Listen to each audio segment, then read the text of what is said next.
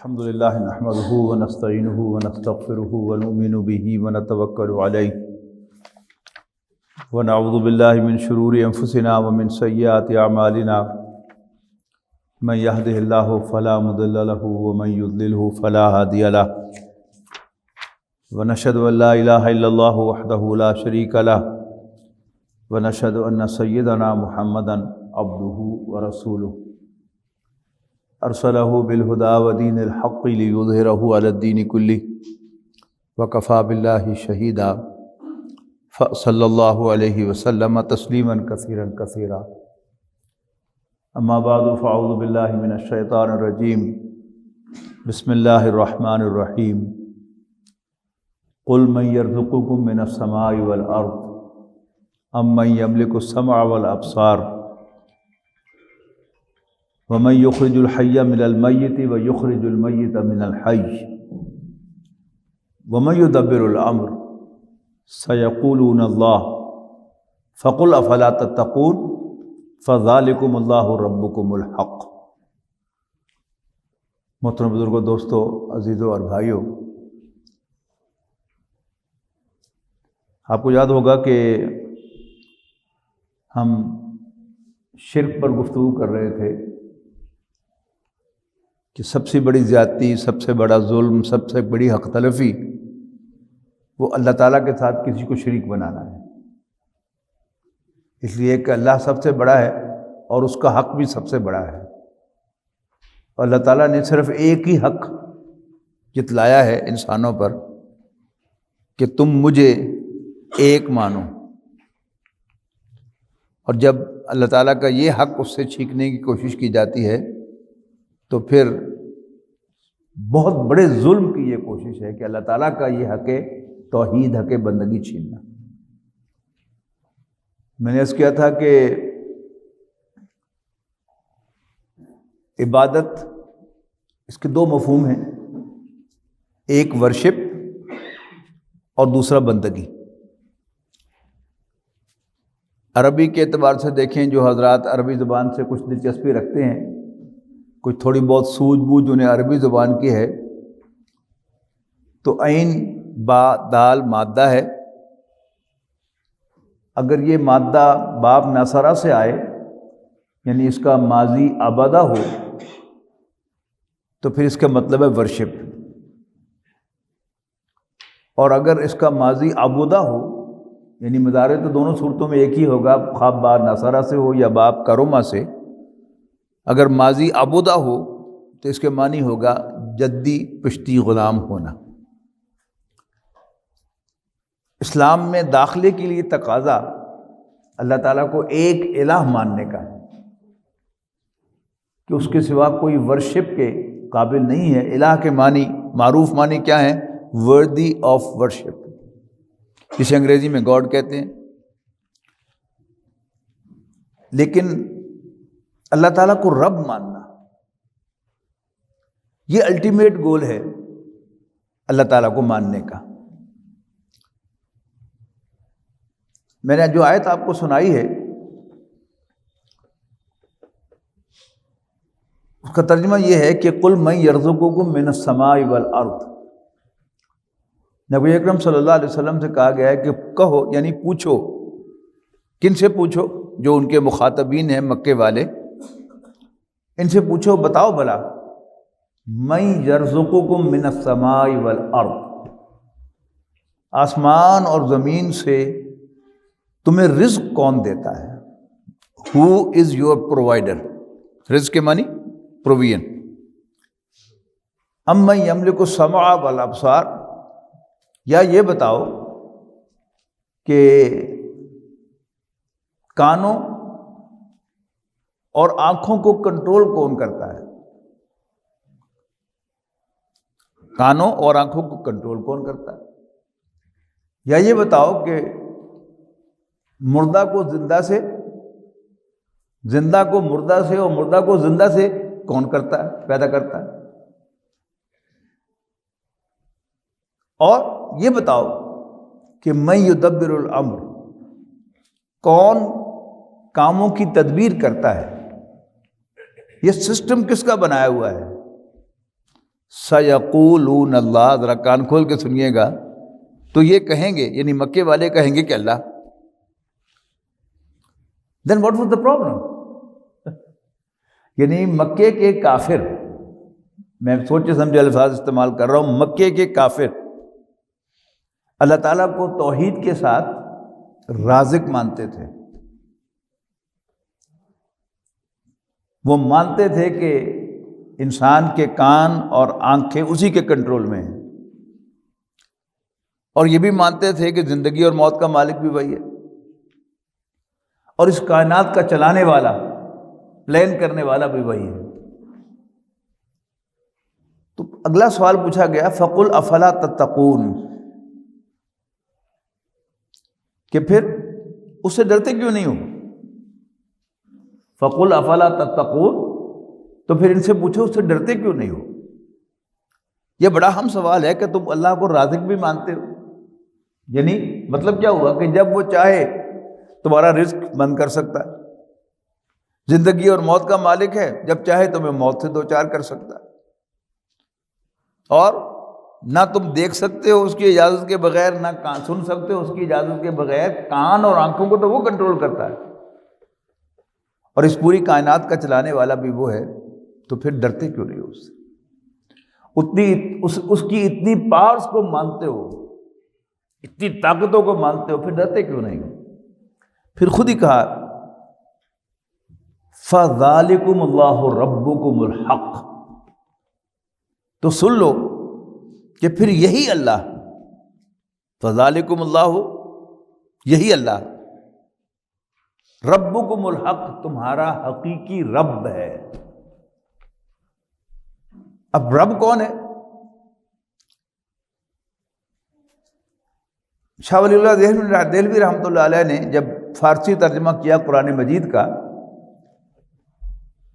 تو انہوں نے رب کا ترجمہ پروردگار کیا، پالنے والا.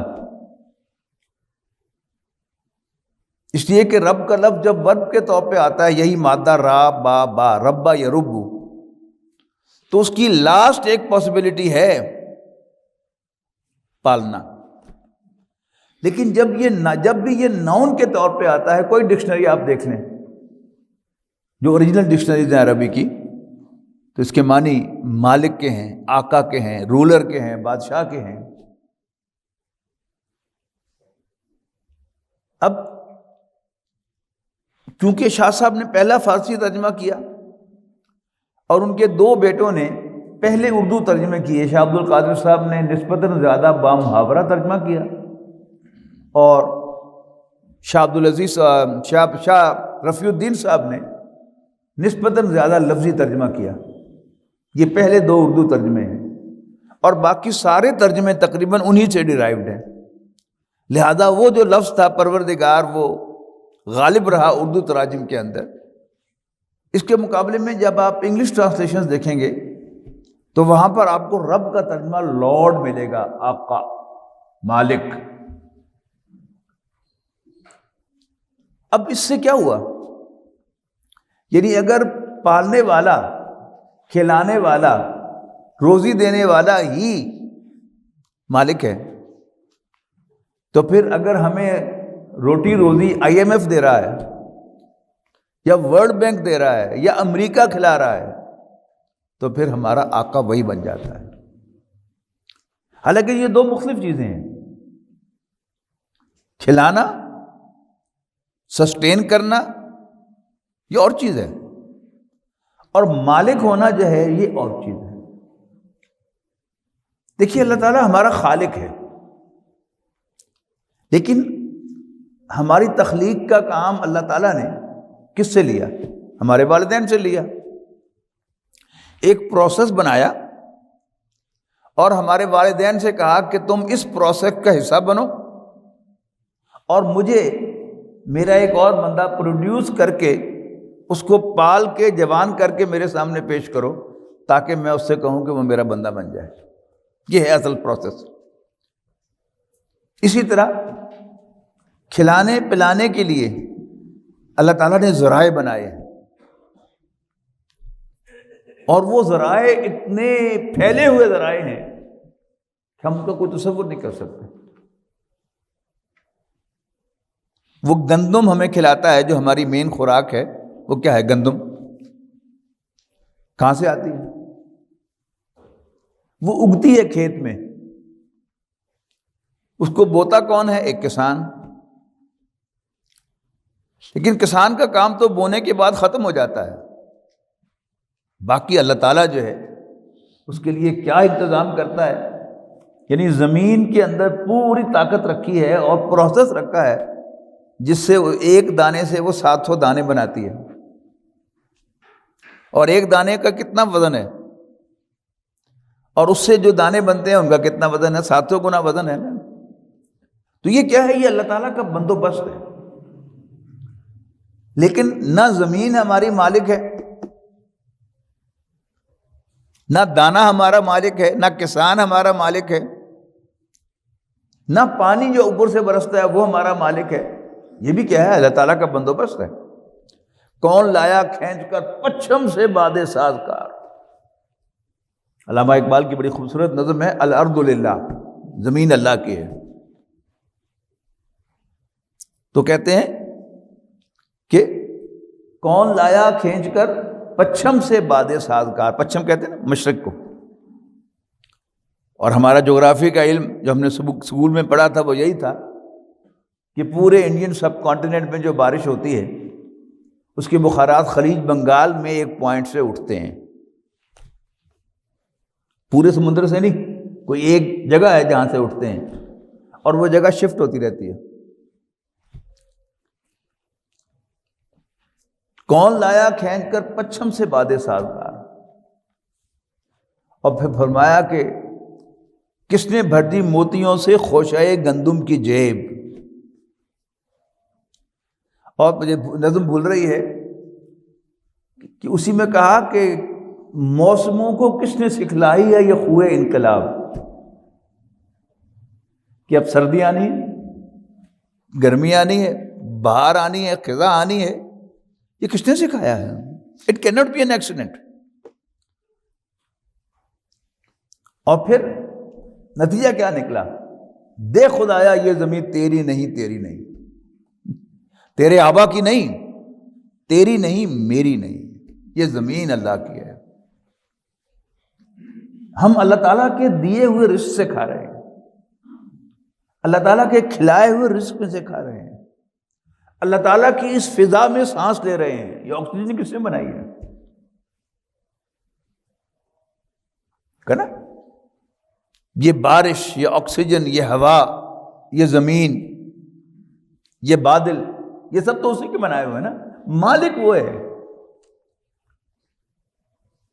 تو جب اللہ تعالیٰ کو ہم مالک، لاسٹ ٹائم ایک چیز جو ہے ذرا واضح کرنا بھول گیا، بعد میں میرے شاگرد نے، اللہ تعالیٰ کرے کہ میرے شاگرد جو ہیں وہ میری جو کچھ بتایا ہوا اس میں اضافہ کریں اور آگے بڑھائیں اس کام کو۔ تو اس نے مجھے پوائنٹ آؤٹ کیا کہ جی غالباً فیضان صاحب نے ان کو بڑا کلیئرلی بتایا تھا۔ میں نے کہا تھا نا کہ جو سامنے موجود ہے اس سے ہم مدد مانگ سکتے ہیں لیکن انویزیبل سے مدد نہیں مانگ سکتے۔ تو انہوں نے مجھے یاد کرایا، پوائنٹ آؤٹ کیا کہ جو سامنے بھی موجود ہے اس کی بھی 3 شرائط ہیں۔ نمبر 1 وہ زندہ ہو، نمبر 2 وہ آپ کے خیال میں اس کی طاقت رکھتا ہو، اور وہ نظر آ رہا ہو۔ یعنی ہم سپوز نہیں کر سکتے وہ زندہ ہے، نظر آ رہا ہو کہ وہ زندہ ہے، وہ طاقت رکھتا ہے، اور وہ نظر آ رہا ہو، تب ہم اس سے مدد مانگ سکتے ہیں۔ باقی انویزیبل میں خواہ وہ فرشتے ہی کیوں نہ ہوں۔ اس کو بھی میں واضح کر دوں، شاید پچھلی دفعہ یہ بات رہ گئی تھی کہ ہمارا ایمان ہے کہ حضرت میکائیل علیہ السلام اور ان کے ماتحت فرشتے اللہ تعالیٰ کی طرف سے رزق کی تقسیم پر مقرر ہیں۔ اب رزق کی تقسیم میں جیسے میں نے ابھی آپ کو بتایا، بیج بونا، زمین جو ہے اس کا فیوریبل ہونا، پھر پانی کا صحیح وقت پہ برسنا، یہ سب کیا ہے؟ یہ رزق کی وسائل ہے نا، رزق کی تقسیم کا نظام ہے۔ تو ہمارا ایمان ہے کہ حضرت میکائیل علیہ السلام اور ان کے ماتحت فرشتے یہ انتظام کرتے ہیں اللہ کے حکم سے، لیکن ہمیں میکائیل کو پکارنے کی اجازت نہیں ہے۔ ہم یہ جانتے ہوئے بھی کہ بالفعل بارش کون برسائے گا، وہ میکائیل اور اس کے ماتحت فرشتے برسائیں گے، لیکن حکم کس کا ہوگا؟ اللہ تعالیٰ کا۔ لہٰذا ہم میکائیل سے نہیں کہہ سکتے میکائیل تھوڑا بارش برسا دے، بس روک دے، نہیں، بارش برسانے کی درخواست بھی اسی سے کریں گے اور بارش روکنے کی درخواست بھی اسی سے کریں گے۔ اسی طرح ہمارے ایمان کا جز ہے کہ حضرت اسرائیل علیہ السلام اور ان کے ماتحت فرشتے وہ اللہ تعالیٰ کی طرف سے روحوں کے قبض کرنے پر اپوائنٹڈ ہیں، لیکن ہمیں یہ اجازت نہیں ہے کہ ہم کہیں اے اسرائیل میرے بیٹے کی ذرا تھوڑی سی عمر بڑھا دے، اس کو تھوڑا سا وقت اور دے دے، یا مجھے تھوڑا سا وقت اور دے دے۔ درخواست ہم اللہ سے کریں گے، اس لیے کہ فرشتے ویزیبل نہیں ہیں، ہمارا ایمان ہونے کے باوجود چونکہ وہ ویزیبل نہیں ہے لہذا ہم ان کو نہیں پکار سکتے۔ تو اللہ تعالیٰ کو رب ماننے کے کچھ تقاضے ہیں۔ اللہ تعالیٰ کو رب ماننے کا سب سے پہلا تو تقاضا یہی ہے کہ اس کو ہم دل سے اپنا مالک مانیں، اور پھر اسی کے سامنے ہاتھ پھیلائیں۔ مانگا ہمیشہ اپنے مالک سے جاتا ہے۔ یہ صوفیاء کرام جیسا کہ آپ جانتے ہیں، ہم سب سوائے ہم میں سے کوئی کرشی یا ہاشمی ہو جو سعودی عرب سے آیا ہو یا کہیں سے مائیگریٹ ہو کر آیا ہو، باقی انڈو پاک سب کانٹیننٹ کے رہنے والے ہم سب کون ہیں؟ ہم ہندوؤں کی اولاد ہیں، سکھوں کی اولاد ہیں۔ صوفیاء کرام نے انہیں مسلمان بنایا تھا۔ یہ صوفیاء کرام کون تھے؟ کسی کو اس کے مرشد نے بخارا سے، سمرقند سے، پتہ نہیں کہاں کہاں سے مرشد نے حکم دے دیا کہ تم لاہور جا کے بیٹھ جاؤ، وہ لاہور آ کے بیٹھ گیا۔ کسی کو کہا ملتان جا کے بیٹھ جاؤ، وہ ملتان جا کے بیٹھ گیا۔ کسی کو کہا اجمیر جا کے بیٹھ جاؤ، اجمیر جا کے بیٹھ گیا۔ کسی کو کہا دہلی جا کے بیٹھ جاؤ، وہ دہلی جا کے بیٹھ گیا۔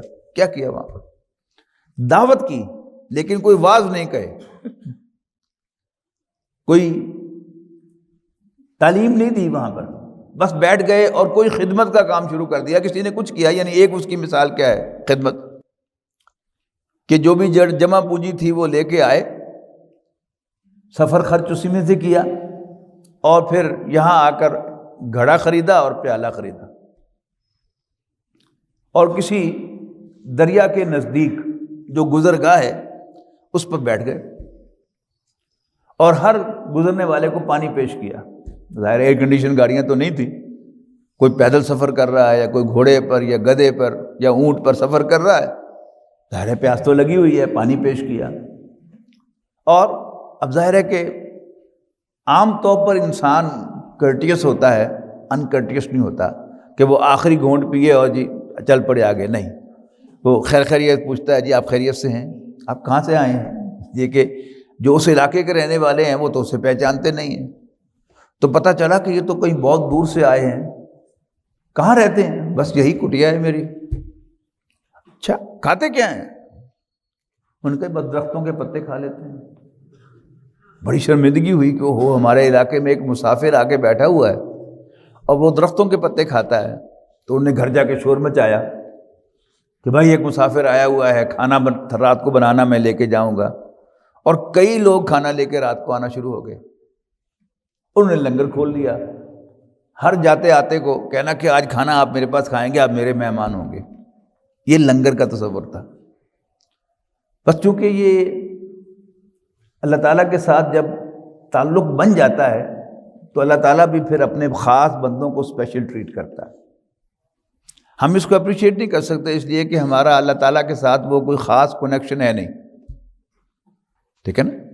لیکن بہرحال جو کنیکشن جن کا مل جاتا ہے اللہ کے ساتھ، تو ذرا سی اس میں کوئی ناکنگ ہو تو فوراً وہ محسوس کرتے ہیں کہ کوئی گڑبڑ ہوئی ہے۔ وہ شفاق احمد صاحب سناتے ہیں نا کہ ایک اللہ والا ایک کشتی میں سفر کر رہا تو ہو رہی تھی بارش، تو اس کے دل میں آ گیا کہ پانی ضائع ہو رہا ہے۔ اب چونکہ اللہ کے خاص بندے تھے لہذا اللہ نے پکڑ لیا، اللہ تعالیٰ نے وہ کنیکشن اپنا کاٹ دیا۔ اب بالکل جب دل اللہ تعالیٰ سے ڈسکنیکٹ ہو گیا تو ان کی پریشانی معافیاں مانگ رہے ہیں، رو رہے ہیں، یا اللہ معاف کر دے، یا اللہ معاف کر دے، یا اللہ معاف کر دے۔ کس بات پر؟ کہ اللہ تعالیٰ کے بارے میں سوچا کہ اللہ بیکار کام کر رہا ہے۔ اب وہ ایسے ہی یہ اللہ والے تھے، تو ایک دن خیال آ گیا کہ اب میری روٹی کا بندوبست تو ہو گیا ہے، یعنی اللہ کو بیچ میں نہیں لائے۔ حالانکہ حقیقت یہ ہے کہ اگر ہم نے صبح ناشتہ کیا ہے نا، تو وہ ناشتہ اللہ نے کرایا ہے۔ اگر اللہ چاہے گا تو ہمیں دوپہر یا رات کا کھانا نصیب ہوگا، اللہ نہیں چاہے گا تو نہیں نصیب ہوگا۔ ایمان کا تقاضا تو یہی ہے۔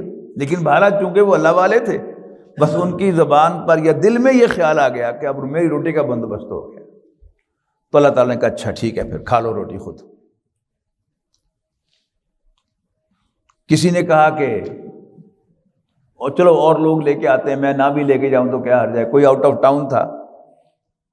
بس اللہ تعالیٰ نے سب کو روک دیا کہ بھئی تم نے اس کی طرف کھانا لے کے نہیں جانا۔ 1 دن 2 دن 3 دن جب بھوک سے نڈھال ہو گئے تو ساتھ والی بستی میں چلے گئے، دروازوں پر دستک دی کہ میں 3 دن کا بھوکا ہوں، مجھے کچھ کھانے کو دو۔ 3 روٹیاں ملیں تو بڑی قناعت کے ساتھ وہ 3 روٹیاں لے کر ہی واپس اپنی کٹیا کی طرف چلے۔ جب بستی سے نکلنے لگے تو بستی کا ایک کتا پیچھے ہو لیا اور اس نے بھونکنا شروع کر دیا بری طرح سے، اور ٹانگوں کو کانٹے کو دوڑ رہا ہے۔ بہت تنگ ہوئے تو اس کو 1 روٹی ڈال دی، ایزیومنگ کہ یہ بھی بھوکا ہوگا۔ فٹافٹ کتے نے وہ روٹی پھاڑی، پھر پیچھے، دوسری بھی ڈال دی، کتا پھر پیچھے، تیسری بھی ڈال دی، کتا پھر پیچھے۔ آخر جھنجھلا کر پیچھے مڑ کے چھڑی اس کی طرف کر کے کہا بے غیرت، میں 3 دن کا بھوکا تھا اور 3 روٹیاں مانگ کے لایا تھا، تینوں تمہیں ڈال چکا ہوں، اب بھی بھونک رہے۔ تو جس اللہ نے مجھے اور آپ کو زبان دی، اس نے کتے کو زبان دی کہ بے غیرت میں نہیں، بے غیرت تم ہو۔ میرا مالک مجھے 10 دن بھی بھوکا رکھے تو میں کبھی ساتھ والے دروازے پر نہیں گیا۔ اتنے بے غیرت ہو کہ دعویٰ کرتے ہو، کلیم کرتے ہو کہ میرا رب اللہ ہے، میرا مالک اللہ ہے، اور اس نے 3 دن تجھے روٹی نہیں دی اور اپنے جیسے انسانوں سے مانگنے کے لیے آ گئے۔ تو اللہ کو رب ماننے کا سب سے پہلا تقاضا اللہ ہی سے مانگنا۔ نبی اکرم صلی اللہ علیہ وسلم نے فرمایا حضرت علی سے کہ علی تمہارے جوتے کا تسمہ بھی ٹوٹ جائے تو اللہ سے مانگنا۔ تو سب سے پہلا تقاضا، لیکن نا سورہ فاتحہ میں ہم اللہ کی حمد و ثنا کے بعد کیا کہتے ہیں؟ ایاک نعبد، اے اللہ ہم تیرے بندے ہیں، وایاک نستعین، اور پہلا تقاضا کیا ہے بندگی کا کہ ہم تجھی سے مانگتے ہیں۔ دوسرا تقاضا اللہ تعالیٰ کو رب مانگنے کا وہ کیا ہے؟ اسی کے ساتھ متعلق اللہ پر بھروسہ کرنا۔ بھروسہ کیا ہے؟ ڈپینڈ کرنا، ریلائی کرنا۔ جیسے میں نے اشارہ کیا نا کہ صبح اس نے ناشتہ کروایا ہے تو دوپہر بھی وہی کھلائے گا، رات کو بھی وہی کھلائے گا، کل بھی وہی کھلائے گا، پرسوں بھی وہی کھلائے گا۔ آج میرے پاس سواری ہے، کل بھی سواری یہی دے گی، جس نے آج دیا وہ کل بھی دے گا، پرسوں بھی دے گا۔ اللہ نے اولاد دی ہے، جب چاہے گا لے لے گا۔ یہ کیا ہے؟ یہ ایمان کا تقاضا ہے، اس پر بھروسہ کرنا، ڈپینڈ کرنا پورے طور پر، یعنی اپنے آپ کو بیچ میں سے نکال لینا۔ میں کچھ بھی نہیں ہوں، مجھے کھلاتا بھی وہی ہے، پلاتا بھی وہی ہے۔ حضرت ابراہیم علیہ السلام کے الفاظ ہے نا کہ میرا رب مجھے کھلاتا بھی ہے، پلاتا بھی ہے۔ یطعمنی ویسقین واذا مرضت فہو یشفین، اور جب میں بیمار پڑ جاتا ہوں وہی مجھے شفا دیتا ہے۔ بڑی انٹرسٹنگ ہوتی ہے یہ سچویشن کہ ہم جب بیمار پڑتے ہیں تو کوئی بیمارداری کے لیے آتا ہے تو ہم کہتے ہیں کہ یہ دعا کرو اللہ تعالیٰ صحت دے دے، لیکن جب صحت مند ہو جاتے ہیں تو پھر وہ آدمی پھر کس طرح ٹھیک ہوئے تسی، تو ہم دوائی کا نام بھی لیتے ہیں، آپریشن کا نام بھی لیتے ہیں، باقی ادھر ادھر کی ساری باتیں کرتے ہیں، یہ کہنا بھول جاتے ہیں کہ اللہ نے شفا دی. یہ ہے حجابات. تو یعنی حضرت ابراہیم علیہ السلام کا اللہ تعالیٰ کے ساتھ تعلق میں وہ ٹاپ پر ہیں، لہذا ان کے یہ الفاظ بھی قرآن مجید میں نقل کیے ہیں کہ یطعمنی و یسقین، وہ مجھے کھلاتا اور پلاتا ہے، وَإِذَا مَرِضْتُ فَهُوَ يَشْفِينِ، اور جب میں بیمار پڑ جاتا ہوں تو وہی مجھے شفا دیتا ہے. تو اللہ تعالیٰ پر ٹوٹلی ڈیپینڈ کرنا، یہ بھی کیا ہے؟ اللہ کو اپنا مالک، اپنا رب ماننے کا تقاضا ہے. اس سے اگلی چیز ہے اللہ تعالیٰ سے ڈرنا. اصل ڈر جو ہوتا ہے وہ اپنے مالک کا ہوتا ہے. مالک کے ماتحت جو آپ کے افسر ہوتے ہیں ان کا ڈر نہیں ہوتا ایز لانگ ایز مالک آپ سے راضی ہے. یعنی ایک ادارہ ہے، ایک مل ہے، ایک آفس ہے، اس کا ایک مالک ہے، لیکن اس کا ایک مینیجر بھی ہے، اس کے اور ذمہ دار بھی ہیں جن کو میں رپورٹ کرتا ہوں. تو ڈرنا اصل کس کا ہوتا ہے؟ مالک کا. اگر مالک مجھ سے ناراض ہو گیا تو سارا کام خراب ہو جائے گا. اگر مالک خوش ہے تو بے شک سارے بھی ناراض ہو جائیں، یہ میرا کچھ نہیں بگاڑ سکتا. تو اللہ تعالیٰ سے ڈرنا، یہ ڈرنا جو ہے اس کو ہمارے اسکالرشپ کے اندر، ہمارے انٹلیکٹ کے اندر جو ہے یہ کو بہت ہی گھٹیا کام، گرا ہوا کام جو ہے وہ سمجھ لیا گیا ہے کہ اللہ سے ڈرنے کی کوئی ضرورت نہیں. اللہ تو بڑا مہربان، بڑا شفیق، بڑا رحم کرنے والا، بڑا معاف کرنے والا ہے، لہذا اسے ڈرنے کی ضرورت نہیں ہے. وہ پہلے سارے جملے صحیح ہیں لیکن اس کا نتیجہ غلط ہے. اللہ ہی سب کچھ ہے تو اسے ڈرنا چاہیے، اس کی ناراضگی سے ڈرنا، اس کی سزا سے ڈرنا، اس کی ڈانٹ سے ڈرنا. اور یہ بالفعل ہوتا ہے ہمارے یہاں. اس کے بعد غلطی ہو جائے تو اسی سے معافی مانگنا. قرآن مجید، میرا یہ بڑا گہرا احساس ہے کہ قرآن مجید شہری زبان میں نازل نہیں ہوا، یہ دیہاتی اور قبائلی محاورے کے اندر نازل ہوا ہے. اس سے میری مراد کیا ہے کہ شہروں میں ملازمت کا تصور ہے، شہروں میں ملازمت کا تصور ہے، سرمایہ دارانہ نظام ہے، اور ایک میاں صاحب ہیں. بلکہ یہ بھی عرض کر دوں کہ رب کا ترجمہ کیا ہونا چاہیے. آپ انگریزی تراجم میں دیکھیں گے، میں نے اشارہ کیا کہ وہاں ہر جگہ لارڈ ترجمہ ہوگا رب کا. تو انگریزی میں لارڈ، فارسی میں اور اردو میں آقا، یہ رب کا ترجمہ ہے. پنجاب کی شہری زبان میں میاں، میاں صاحبان کہتے ہیں نا، مل مالکان کو. اور پنجاب کی دیہاتی زبان میں چودھری، سرائکی اور جانگلی زبان میں سائیں، اللہ سائیں.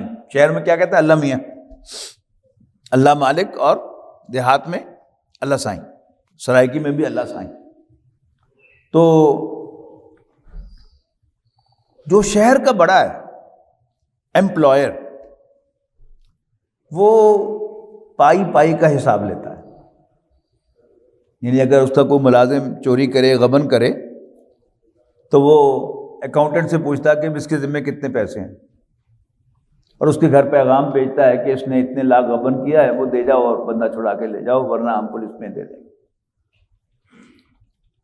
آپ کو معلوم ہے، ویسے تو آپ لوگ اگر شہر میں رہتے ہیں اور دیہات سے آپ کا کوئی تعلق نہیں ہے، آپ کا خود تجربہ تو نہیں ہوگا، لیکن آپ کو یہ ڈرامے اور موویز جو ہیں یہ چیزیں دکھاتی ہیں. یعنی اگر آپ ویجیلنٹ ہوں اور ذرا غور و فکر کرنے کی آپ کو عادت ہو تو آپ وہ ڈفرینس جو ہے وہ محسوس کر سکتے ہیں. چوہی صاحب جو ہیں ان کا اگر کمی، وہ ملازم نہیں ہوتا، وہ اس کا غلام ہوتا ہے. ان کا اس کو اس کی روٹی، کپڑا، یہاں تک کہ دودھ اور لسی بھی وہ چوہی صاحب سے لیتا ہے. یہ خاص علامات ہیں. اور اس کے بچے کی شادی ہوتی ہے، وہ بھی چوہے صاحب سے کہتا ہے جی میں پتہ سے شادی کرنی ہے، اور وہ سارا خرچہ پھر چوہے صاحب جو ہے وہ کرتے ہیں، وہ مالک ہیں اس کے۔ جب چوہے صاحب کا کوئی کمی، کوئی غلام چوری کرتا ہے تو چوہے صاحب حساب کتاب نہیں کرتے، پھر اس کو صرف بلاتے ہیں ادھر آ، اور اگر وہ ہاتھ جوڑتا ہوا آ جائے، میں نوکر تاڑا معاف کر دو، تو چوہے صاحب بس صرف یہ ری ایشور کرتے ہیں کہ یہ ہے میرا ہی بندہ، غلطی اس نے کی ہے لیکن ہے میرا ہی بندہ، تو اس کو ایک آدھ ٹھوڈا مارتے ہیں، ایک آدھ گالی دیتے ہیں، جلد دفعہ ہو جاتا، میٹر از فنشڈ۔ اللہ تعالیٰ نے اپنا یہی تعارف کرایا ہے قرآن مجید میں، یا عبادی الذین اسرفوا علی انفسہم، اے میرے وہ بندو جنہوں نے اپنے اوپر ظلم ڈھایا ہے، اپنے اوپر زیادتی کی ہے، لا تقنطوا من رحمت اللہ، اللہ کی رحمت سے مایوس نہ ہونا، ان اللہ یغفر الذنوب جميعا، بے شک اللہ سب کے سب گناہوں کو بخش دیتا ہے، as long as you are his slave، ہم صرف اس کے غلام بن جائیں، اس کی بندگی اختیار کر لیں، پھر غلطیاں کمیاں کوتاہیاں تو ہمیں رہنی ہے، نہ ہمیں سے کوئی نبی ہے نہ ہمیں سے کوئی فرشتہ ہے، لہذا ہم سے غلطیاں بھی ہوں گی، بلکہ بلنڈرز بھی ہوں گے، خامیاں بھی رہیں گی، کوتاہیاں بھی رہیں گی، معافی مانگتے رہو اس سے۔ تو اللہ تعالیٰ نے اپنے پیغمبروں سے بھی کہا ہے کہ مجھ سے معافی مانگا کرو، میرے سامنے استغفار کیا کرو، اور سورہ ذاریات میں جہاں تعریف کی گئی بندوں کی تو فرمایا کہ وہ راتوں کو کم ہی سوتے ہیں، اللہ سے ڈرنے والوں کی تعریف کیا کی گئی کہ وہ جو راتوں کو کم ہی سوتے ہیں، وَبِالْأَسْحَارِ هُمْ يَسْتَغْفِرُونَ، اور سحری کے وقت وہ اپنے گناہوں کی معافی مانگتے ہیں، یعنی راتوں کو کم ہی سوتے ہیں، کیا مطلب اللہ کی عبادت میں گزارتے ہیں، لیکن اس کے ساتھ ساتھ یہ نہیں کہ اب عبادت ہو گئی تب تو میں پہنچا ہوا ہو گیا اور بس بخشا بخشایا ہو گیا، نہیں، وَبِالْأَسْحَارِ هُمْ يَسْتَغْفِرُونَ۔ اللہ تعالیٰ ہمیں اس کی توفیق عطا فرمائے، تو انشاءاللہ اس مضمون کو ہم کنٹینیو کریں گے انشاءاللہ اگلے جمعے بھی۔ بارک اللہ لی و لکم فی القرآن العظیم ونفعنی وإیاکم بالآیات والذکر الحکیم۔ سنت ادا کریں۔